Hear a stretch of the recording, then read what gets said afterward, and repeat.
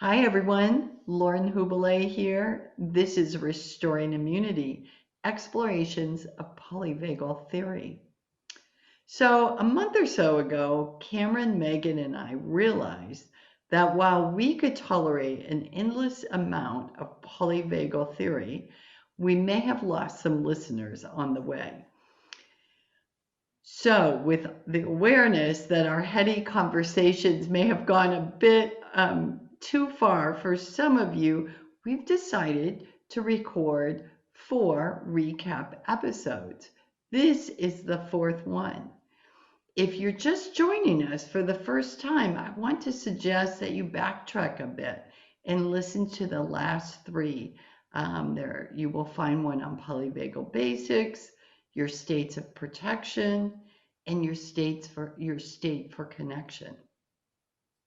So here we are, though, at episode 4, and we're ready to dive into a review of mixed autonomic states and take a look at this obscure concept called the vagal break.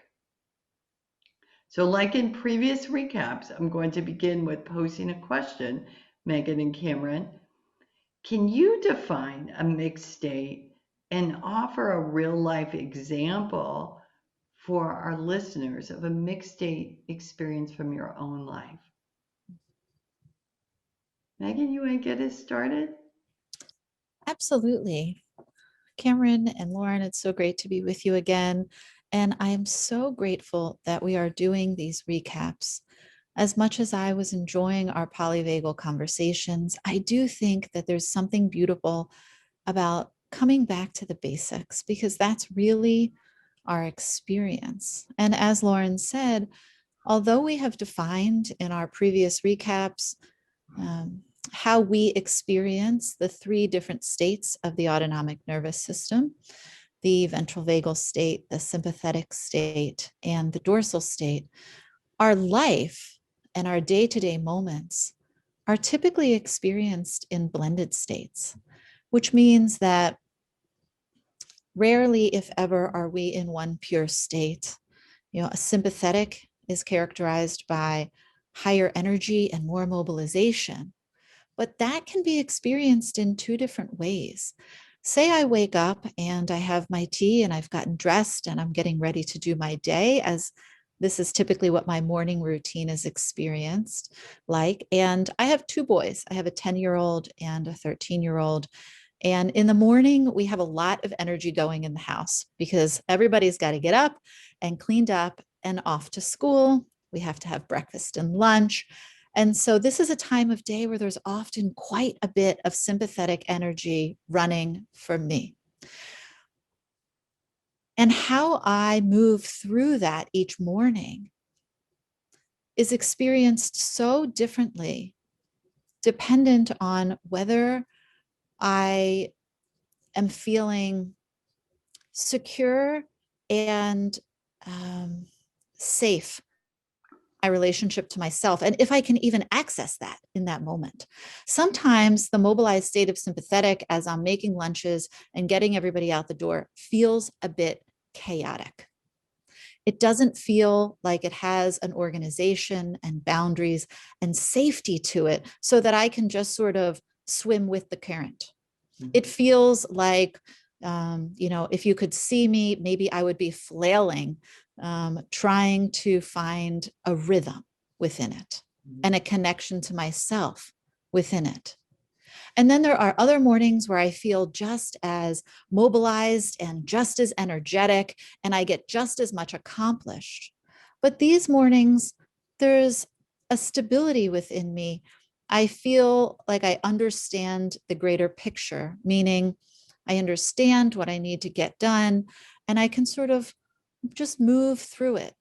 And when I really sat with myself and identified, okay, what are these? These are 2 drastically different experiences, both categorized by a lot of mobilization and a high energy and an ability to get things done. But one feels chaotic and disorganized, and I can't wait to be done with it. And one feels like it has context. I'm in touch with myself. I'm connected to myself. I'm swimming kind of with the moment, but there's boundaries and there's a feeling of safety. Hmm. Wow, Megan, I was right with you in that mobilized state trying to get out the door, having been there so many times myself. Thank you so much for sharing that. Beautiful. Cameron, what are your thoughts on this? I'm smiling at Megan's wonderful articulation and her lifestyle, and I represent a completely different one in state because I have no children in house, a couple cats, but they're relatively harmless when it comes to dysregulating energy, relatively. But thinking about blended states. So my morning began with being some delight that the sun was coming out and I could drink my tea all by myself and I could be in enough ventral vagal safety and have a bit of a mixed state with some dorsal flavor, which brought in the ventral brought me that safety and the dorsal vagal brought me that calm and well-being. And I could drink my tea and watch the sun and look out my windows. And for me, that's a wonderful example of the blended state between enough ventral vagal and some dorsal vagal. And then a little while later, I had which I consider a great privilege. My children are all in their adult years. And today my son in the San Francisco area turns 32. How did that happen? And he called me in honor of his birthday, which almost never happens. And I had a wonderful ventral vagal with lots of excitement and energy to hear about him. And he's doing so well in his life. And I was just on that edge. But again, with that wonderful operating umbrella of that ventral vagal, it was just delicious. And Deb often says, it was almost playful as opposed to safety and still, which people would recognize as really that abundance of the ventral vagal with the dorsal vagal. And I realize that we teach the latter with this idea that we are either in ventral vagal or not into ventral vagal. And we teach the hierarchy to include stepping down into mobilized, which usually is associated with adrenaline and cortisol and fight or flight. And bottom of the ladder is that rest and recharge, also that collapse state. But the difference is between the adaptive survival functions and blended state is how much ventral vagal do we have on board? Because without enough ventral vagal, we get pulled into those adaptive survival responses. That includes those lack of cues of safety and lots of cues for danger or threat. Am I okay? What's going on? How do or I'm like, I just can't do this anymore. So when we put that wonderful, and Deb depicts it as a big blue umbrella as the operating template with enough ventral vagal, we really can enjoy and savor those blended states. Cameron, I want to go back because you've kind of got my interest there about talking about this dorsal ventral, your morning and being in that state, because I'm trying to relate to that. So, if I'm in my morning and I'm meditating, is that a blended state? Are you frightened and worried about your safety when you're meditating? No, 100%. Oh, so that you have that enough ventral vagal on board that gives you that safety to descend the ladder and really be in that very present but very energetically quiet place. Okay, this is because I think this is really important for our listeners, and it's subtle. So we can descend into dorsal if we have enough safety. That becomes a blended state. So something like meditation or yoga or maybe shamanic journeying or any of these places where we have some stillness of our body, we're in a restful place, but we have this expansiveness in our mind that's available. You're nodding and smiling. So yes, I kind of think of it as, we've talked about the anchors. So it's like I am anchored into ventral vagal, and I can descend and have more energy for that mixed state with the sympathetic, but I'm anchored in safety. And I'll also have that ability. It's like almost, and I'm not a technical rock climber, but I've got my rope above me and I can descend all the way down safely with that ventral vagal anchor into that place of quiet. I think the difference between meditation or yoga and being how present and expansive, as opposed to dread, despairing, hopelessness, and helplessness. The key ingredient is the presence of ventral vagal or not. Cameron, this visual that you're giving us of descending down into a state of immobilization with this tethering or with this anchor that we're holding on to is beautiful, because in a way, when we have something to hold on to like that, it keeps us connected, right? Which is very characteristic of ventral. So that visual is just absolutely beautiful. And in my experience, and the way that I think about these states is that, we know that dorsal is characterized by less mobilization, and sometimes even called shutdown or isolation, as Cameron always says, a turtle in its shell. But the presence of just a little bit of safety, a little bit of the ventral vagal state, can completely transform this experience into something contemplative, into, as Lauren said, stillness or contemplation, so that we can be not mobile or immobilized, but still have a sense of our own being, still a sense of connection to ourselves and to others. Perfect, Maegan. Maegan, as you were saying that, all of a sudden I got the picture of being on an acupuncture table with needles in. What do you think? What state? I think that both yoga and acupuncture can be a bit of a mixed state. This is a beautiful time to talk about. It's not just dorsal and sympathetic. I'm sorry, it's not just dorsal and ventral. It's not just sympathetic and ventral, but I think that when we're in a healing place, maybe imagine a yoga class. So there are parts of it that are quite mobilized, and there are parts of it that are quite still. But in both of those times of more and less mobilization, if we're bringing a sense of ourselves and a sense of connection and a sense of safety, then we're moving and pivoting through blended states. So there might be times in an acupuncture treatment where somebody will report maybe that they're feeling inspired, and maybe they came in feeling a little low energy and they're feeling grounded and calm, but more alive and more vibrant. So there almost is a bit of all three at times. Wow. Wow.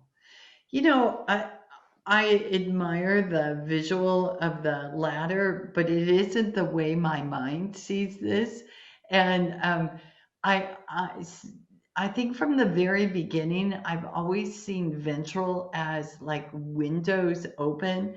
And of course, I'm over here in France with these beautiful old century-old houses with shutters, and they're several stories high, but we can let the light in, right? We open the shutters and the light comes in, and it can come in all the way down, right? All the way down to meet us in dorsal, or we might meet it halfway while we're in that mobilized state. So there's something about opening towards the light for me when I think of inviting in ventral and those blended states, and that might resonate with some of our listeners in a different way.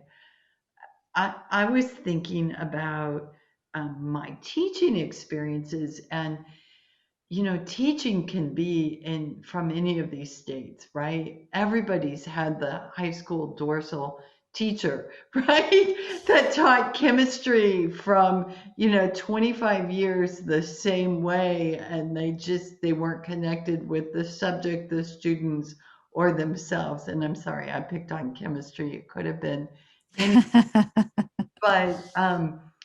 but, you know, when and being a lifelong teacher, you must mobilize to engage with your students, right? Whether you're doing it online on Zoom or you're doing it in a classroom.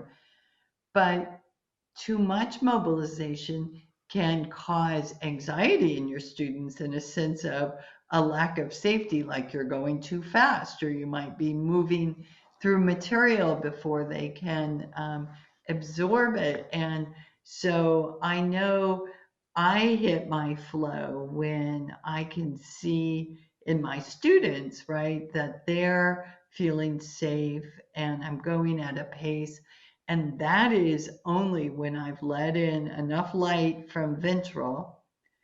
And to do that for being me, I have to let go of, I'm going to get all this information covered in this time period. That's been one of the biggest gifts I've given myself, but to be able to use that blended state, like I'm mobilized, I'm excited, I want to share this with you, and I'm open and creative, and we're going to connect in this experience, and that produces a really lovely blended state.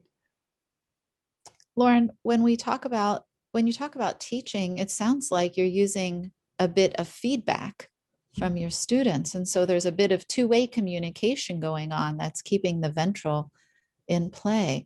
And I'm a music person.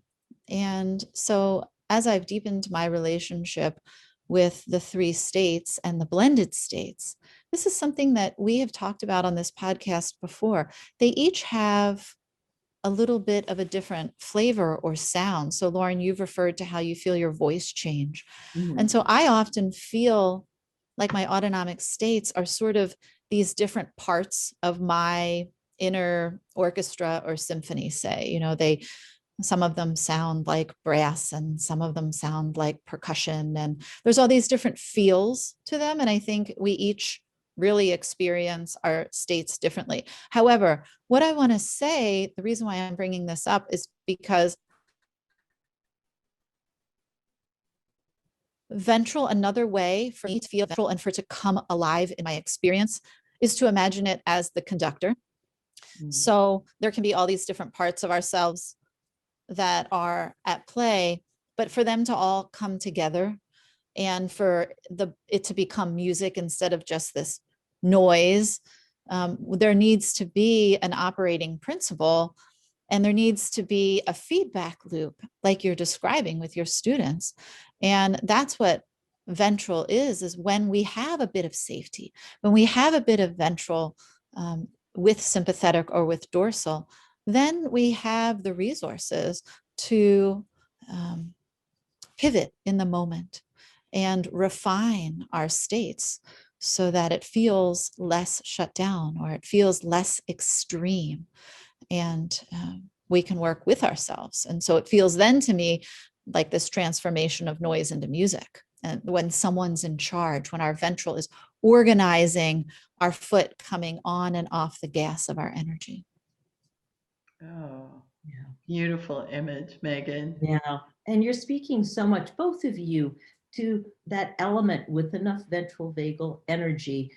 The very first teaching that I received from Deb Dana is rhythm of regulation. And there we move. And the other thing that you're both describing is with enough ventral vagal energy is that operating principle.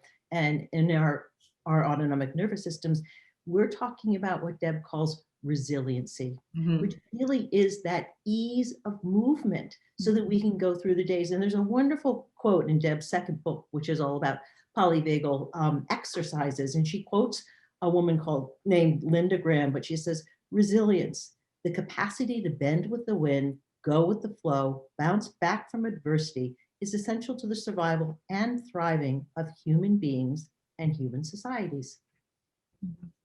Yeah. Yeah. And when we have some ventral, I feel much more flexible. Say something pops up in the middle of my day and everything I thought I was going to get accomplished that day goes out the window. Without any ventral, that can be completely derailing. But with ventral, I have enough stability and enough flexibility to pivot with that. And not that it doesn't still throw me through a loop, but like you said, resilience allows me to recover quicker. And systems that are easily dysregulated often are sensitive or reactive in that way because their history on their autonomic nervous system has not allowed them enough time and experience with adequate ventral vagal energy. Yeah. And so this is why for so many people who grow up in chaotic beginnings or had physical challenges, this is about toning, working with the autonomic nervous system so that it will move with more resiliency. If you don't have it, it simply means you haven't had enough experience with it. And that's what I think is so wonderful about considering these state shifts in a way that many systems don't know. And Deb's favorite word is yet. It's a practice. Yeah. Well, bringing up toning and resiliency makes me think of the vagal break. And I think this might be a good time to segue into that. Reading Stephen Porges and how he describes it, it still gets a little fuzzy for me. Cameron, can you give us a something in plain language on the vagal break from your Yes. perspective? Well, and it's very fitting. I have, I love it. Deb Dana takes it in pictorial image of the head, the brain, the heart, and a little old-fashioned bicycle. So it is the ventral vagus, that wonderful operating principle energy that we're talking about, is involved in our heart rate. Our heart rate is involved with our sense of energy as well as our sense of safety. So this wonderful, and getting sciencey for 2 seconds, combination of the ventral vagus, the smart aspect of our vagus nerve, with the sinoatrial blah, blah, blah, that go to Stephen Porges if you would like to be confused and overwhelmed. I still struggle with it. He's right. But, for those of us to understand it on a working basis, that vagal break, which is present, if it's well tuned, is the ability with ventral vagal energy to allow increased mobility without triggering any cues for danger or threat. So much as we've been talking about movement up and down the ladder at different points. Maegan, I'm thinking back to preparing lunches in the morning. If you can release your ventral vagal break, you can have more energy to do the tasks of everyday life without it getting to that moment of, oh no, out of control, chaotic. And that is really the relationship of the ventral vagal break. If it completely releases, we are then flooded with the sympathetic mobilization without enough cues for safety. And then we get overwhelmed and we're now in that chaotic, over the edge type experience. Yeah. When we work with the vagal break, and that really is new experience in that pendulating between low energy and high energy, keeping the ventral vagal plugged in, as I say, so that we can really gain efficiency at allowing that shift to take place and still stay in that enough ventral vagal state. Yeah. Yeah. Basically, when we feel safe, we can turn the volume up and down. Perfect. Well, let's take your situation, Maegan, because I think everybody can resonate with this, trying to get kids out the door or trying to get yourself out the door. Yeah. I know I tried to get 2 60-year-olds out the door for a hike this morning, and I felt like I was herding cats. So transitions, right? We have to hurry up to get XYZ done. And that is such a vulnerable time for us, and any of us that don't have good toning and don't have, would you say, a good use of their vagal break or a well-toned vagal break, I'm not sure of the language here, experience some challenge. So Maegan, why don't you use your experience and maybe that'll help our listeners and me. So, in the thick of this, because this is my day-to-day life right now, I know what the different tones of the morning feel like depending on where I am. They are all categorized by a lot to do, lots of different bodies in the house that need to get up and mobilized and out the door. But how I move through that process is so drastically different. And I think what it comes down to is, as Cameron said, if I can move through that without my system neurocepting danger in there, without feeling threatened by the situation, then I can continue to accomplish, continue to mobilize, and stay with myself. And I don't move in to a response where I lose my ability to regulate. Mm-hmm. I can be in sympathetic and still regulated, opposed to the experience of neurocepting. I get overwhelmed, it starts to feel chaotic, and I can even sometimes identify the moment where I pivot and I start to move into protection. Sure. And at that moment, I have taken my hand off the volume control, and now I'm in a state of protection where there is no subtle regulation of any kind, and I'm just trying to protect myself. Absolutely. And so I start maybe snipping. I start, my voice might get louder. I start trying to use some of my sympathetic type coping mechanisms, which typically look like control and, all the fun things we do when we've lost regulation. Yeah. Yeah. So, ladies, I'm still, if I know that that's me, okay, Yeah. and what can I do to improve my vagal break or the use of it? Or I think in my experience, it comes back to what Cameron said, which there are lots of ways that we can practice and help facilitate a feeling of safety in ourselves at times that are not triggering to us, so that we can get to know what our experience is, so that we can play with the vagal break at times when we're not feeling, it doesn't make sense to test this out in our most trying time of day right away. It's a practice. So I've gotten to know how my system neurocepts safety in the midst of a high energy time and in the midst of a low energy time. This doesn't mean that I do it successfully all the time, but I'm practicing and I'm starting to get to know myself. So I know that when I start to feel like I'm getting dysregulated in the chaotic morning, if I pause, I might walk into the other room, move my body a little bit, maybe have a sip of tea, and remind myself that inevitably we always get out the door, that it's not the end of the world if we're late, that if we forget lunches, I can bring them to school. In essence, even though there are little cues of danger, I can remind myself how to stay tethered to the cues of safety in that moment. But it really is a practice. We've offered so many skills. Sometimes I place my hand on my heart.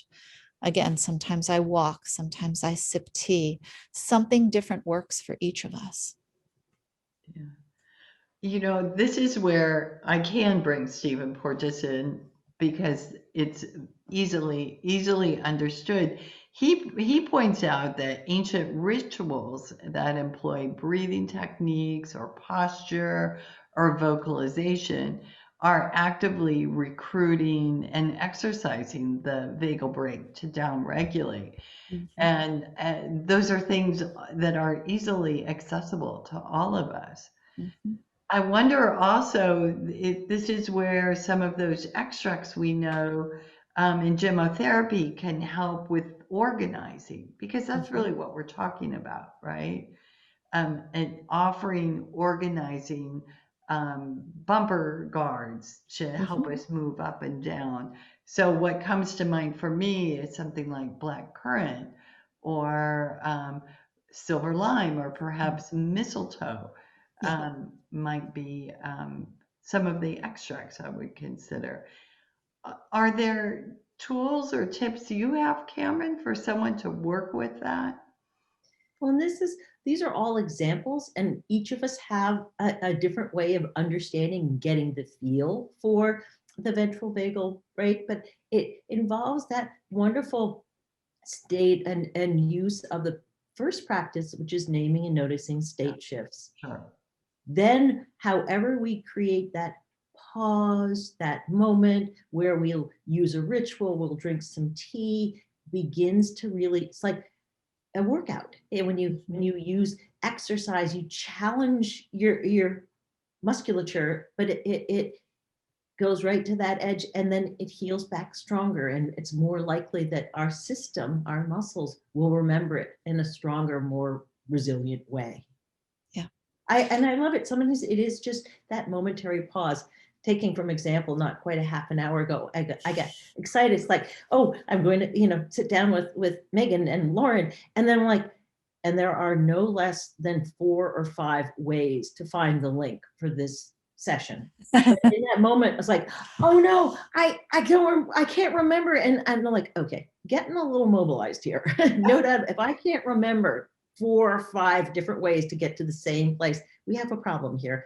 And so I got it. For me, that moment of pause was noticing my state shift, starting to go in the kitchen. I think, well, maybe I need to make tea or use the bathroom or whatever. And once I started realizing and have that breath, that's where I brought in my vagal break. And there's so many different ways of understanding, but it's recognizing it and recognizing that once I met my state, I'm like, we're good to go. And that energy used the vagal break to allow me to channel. I got to use the restroom. I got to get my tea. I also straightened my scarf and came back to this moment after that brief pause of noticing where I was getting pulled into a little bit of my own chaos, and be able to bring myself back. And that noticing and bringing back is that pendulating that Deb speaks of.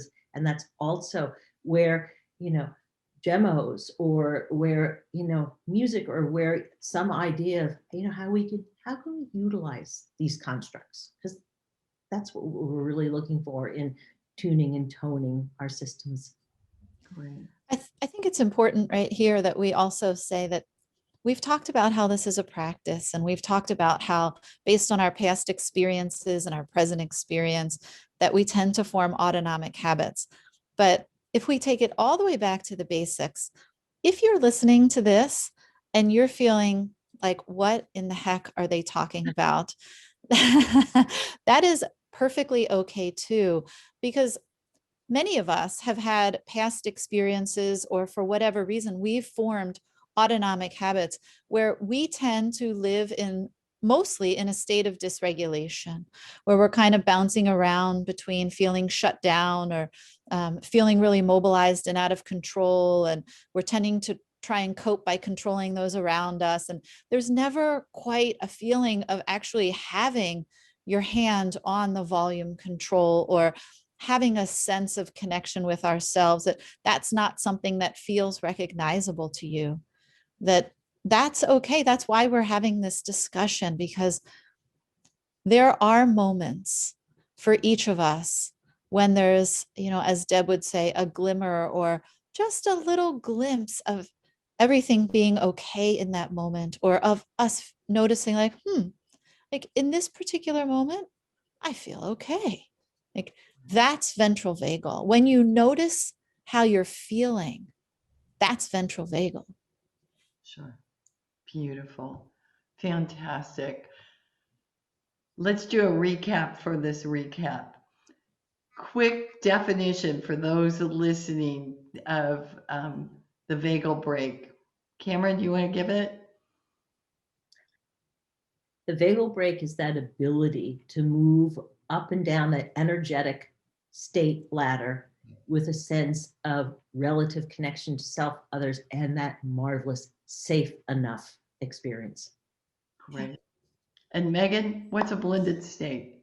Yeah, a blended state is when we can bring a little bit of ventral vagal safety and connection into either dorsal or sympathetic. So dorsal feels like shut down, low energy, collapse, But with ventral, it feels contemplative and still. And sympathetic feels like fight or flight or over mobilized or maybe chaos. But with a little bit of safety and ventral vagal, it feels like inspiration and creativity and play. Wow, sign me up. Cameron and Maegan, once again, thank you so much for sharing all of your insights and wisdom here. And we're looking forward to where we head next with this exploration of polyvagal theory.